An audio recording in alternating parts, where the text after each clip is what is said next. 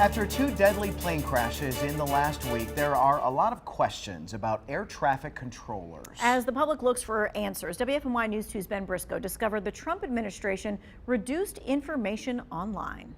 Every year, the Federal Aviation Administration puts out a report on how they plan to hire more air traffic controllers to fill staffing shortages at towers like the one here at PTI.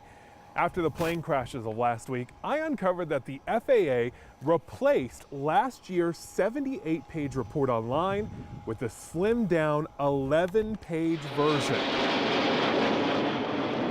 Now when you download the FAA's Air Traffic Controller Workforce Plan from 2024, you get a short, edited version with the hard numbers. But using the Internet Archive's Wayback Machine, you'll see last month that same link from the federal government housed a longer version of the report, which provided more context about staffing shortages. Both versions show some North Carolina airports are behind staffing recommendations from the union. At the time of the report, Greensboro needed to hire 1 more, Charlotte needed to hire 4 more.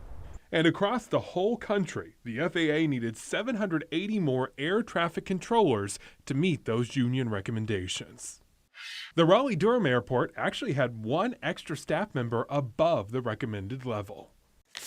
The Trump administration took out of the report online an explanation of how the Biden administration was recruiting more staff using DEI, a policy President Donald Trump criticized after the D.C. crash. The FAA is actively recruiting workers who suffer severe intellectual disabilities, psychiatric problems, and other mental and physical conditions under a diversity and inclusion hiring initiative. The report says the FAA under Biden focused on increasing its outreach and recruitment to communities that have historically had low participation rates in the air traffic controller occupation.